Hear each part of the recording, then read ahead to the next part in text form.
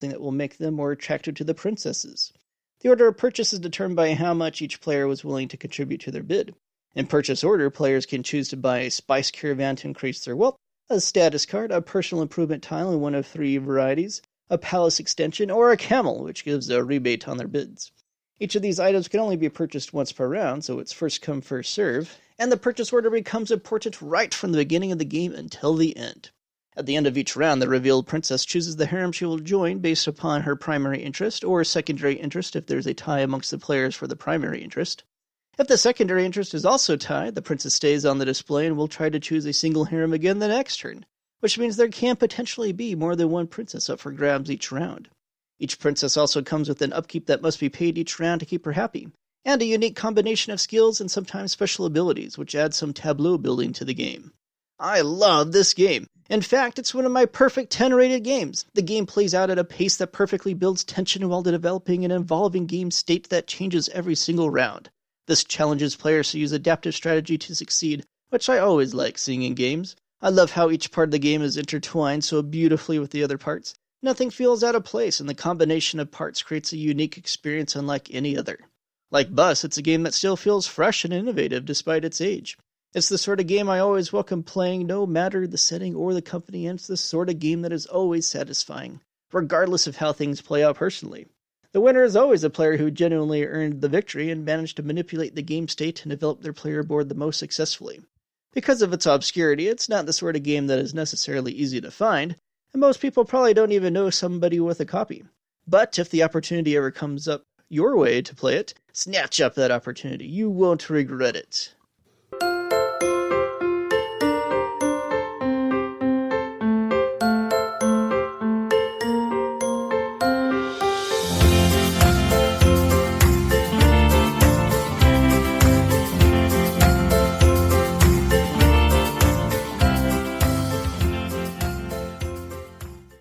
We conclude my top 5 from 2009 countdown this week with number 1 on the list, Martian Rails, publisher Mayfair and designer M. Robert Stribula's sci-fi themed entry in the Crayon Rails series. As recounted in an early episode of this podcast, discovering the Crayon Rails series of board games is one of the defining moments in my board gaming history and experience. The first time I played a Crayon Rail game, I was blown away. The concept of drawing rail lines on a map was revolutionary to me, a feat made all the more remarkable from a series of games that dated back to 1982. There are a dozen titles in the series, and 3 of them I rate a perfect 10 out of 10. Martian Rails is one of those. As much as I love the mechanics of the game, Martian Rails stands out in the series for the same reason that Iron Dragon does, an unparalleled capturing of theme. The designer could easily have gone with a straight-up scientific portrayal of Mars and presenting its geography, but I'm glad he didn't. Instead, he drew upon 100 years of literature to populate Mars with cities and resources inspired by John Carter, The Martian Chronicles, and Star Trek, just to name a few.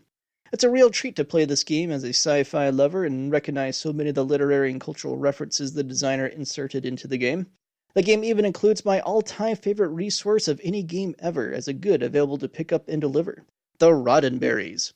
Wah wah! Everything about the theme of the game is a delight, but the game did its fair share of innovating in the Crayon Rails system as well. For instance, the representation of a globe in 2D map form that was introduced in Lunar Rails was refined in Martian Rails. The geography of each Crayon Rail map makes each one feel completely different, and Martian Rails is no exception, featuring a high quantity of high-altitude mountainous peaks to navigate around or build through.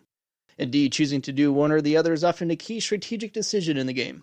I also think Martian Rails is one of the best games to introduce new Crayon Rails players too.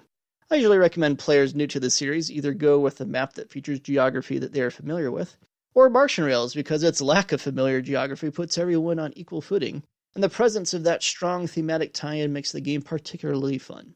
So Martian Rails has emerged over the years as one of my go-to and most often played entries in the series, and it's the only game from 2009 that could have beaten out Steam as my favorite of the year. Well, that will do it for episode 57. Thanks for listening. Feel free to join the Out of the Dust Podcast Guild at BoardGameGeek.com. Follow the podcast on Twitter at Out of the Dust BGG. Leave a comment at the guild. PM me on BGG under user handle Radagast14. Or email me at radagast14@CenturyLink.net. And join the Out of the Dust conversation yourself at our monthly geek list at BGG. Alright, play me out, Tananda!